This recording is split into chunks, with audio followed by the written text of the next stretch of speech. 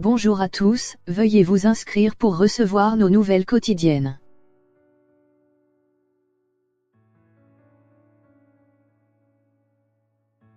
La folle histoire de Max et Léon, TF1, la grande vadrouille version Palma Show.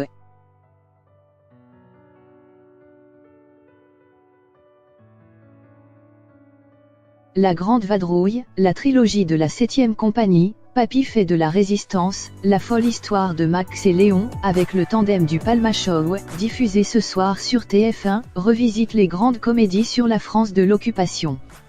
On refait le film.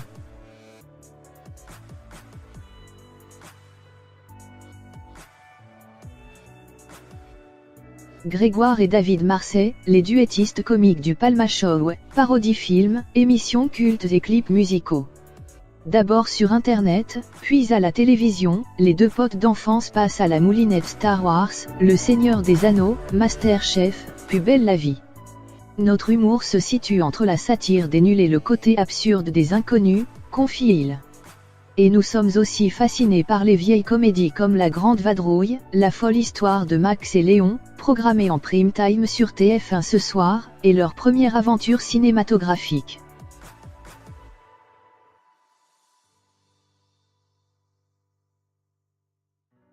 Marchant sur les traces de Bourvil et de Louis de Funès, les deux osos interprètent deux pleutres en uniforme de soldats, entraînés malgré eux dans le grand tourbillon de la guerre et qui finissent dans la résistance, à l'insu de leur plein gré, comme on dit, à la différence des sketchs télé, qui sont plus découpés. J'ai pris soin de produire des images plus amples, avec davantage de plans larges.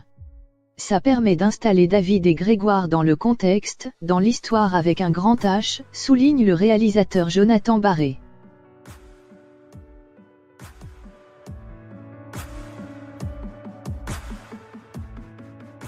Leurs aventures picaresques dans la France de l'occupation rendent hommage aux grandes comédies sur la Seconde Guerre mondiale. Première référence évidente, La Grande Vadrouille de Gérard Houry. Cet immense succès populaire sorti en 1966 repose sur le duo comique inénarrable formé par Louis de Funès en chef d'orchestre tyrannique et Bourvil en peintre en bâtiment peureux. On peut d'ailleurs également citer le mur de l'Atlantique où Bourvil, en restaurateur qui fréquente la commandanture locale, se retrouve avec un parachutiste anglais planqué sous son toit. Lequel séduit sa fille et l'appelle « Joli papa ».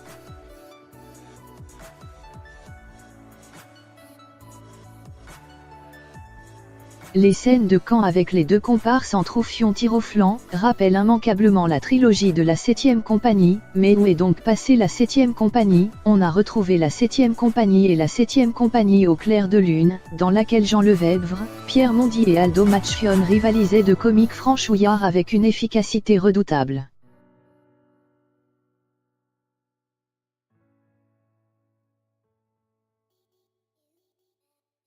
Enfin la folle de histoire de Max et Léon invite une galerie de personnages pas piqués des hannetons qui prend le contre-pied des archétypes de ce genre de film. Comme dans Papy fait de la résistance qui mettait en scène un super résistant efféminé ou un nazi féru de poésie. On retrouve aussi le même goût pour les guest stars en folie, Bernard Farcy en collabo allumé, Dominique Pinon et Simon Astier du côté de la résistance, Christophe Lambert coproducteur du film, en capitaine dépassé, mais aussi Cadmerade, Florence Foresti, Monsieur Poulpe et Kion Kojandi. Sorti en salle en novembre 2016, le film a dépassé le million de spectateurs.